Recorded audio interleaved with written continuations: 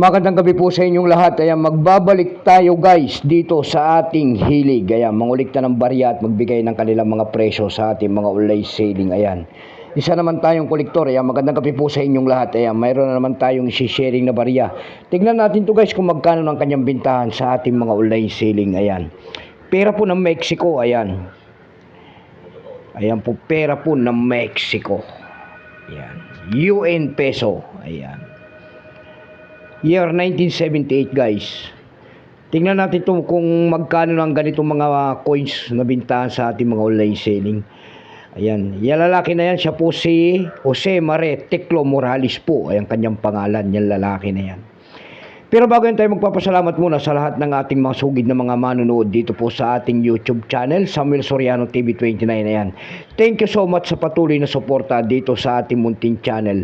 Lalo na ang aking mga subscriber dyan. Thank you so much kung saan kayong panig ng mundo po. Ayan, maraming salamat din po sa mga manonood ko dyan sa aking FB page. Lahat po na nakapalo sa aking FB page, Samuel Soriano po, at nagpapalo. Thank you so much sa inyong lahat. Mabuhay po kayo and God bless at magandang gabi po. Yun naman po, sana hindi pa po nakapag-subscribe dito sa ating munting channel guys. Anyayaan ko lang sana kahit malaking tulong na po o bagay ang inyong magagawa.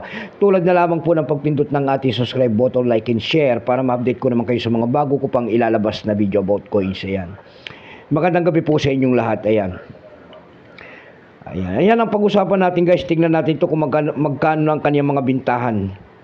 Ayan, nagsimulang years ito guys mula year 1970 hanggang 1983. Value po niyan kung tawagin nila ay peso, pero ang nakalagay ay UN peso. Peso po yan ng Mexico. Ayan, currency peso 1863 hanggang 1992. Kung ano materialis ang ginamit sa barya na yan, yan po ay copper nickel.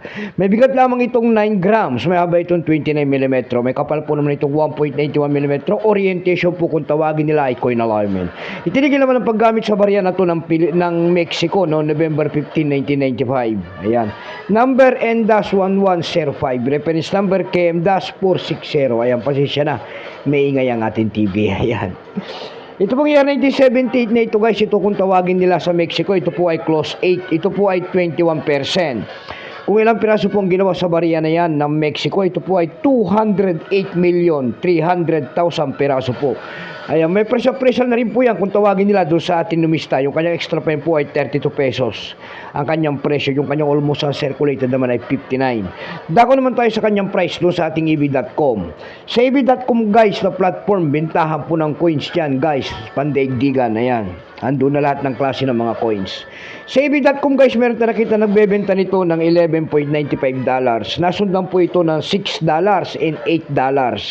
Dako naman tayo sa Carousel PH. Sa Carousel PH guys, meron tayo nakita nagbebenta nito ng 125 pesos.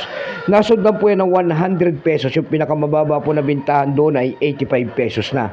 Ayan lamang po ang aking may babaging kanyang presyo po. Keep safe po sa inyo lahat, and God bless.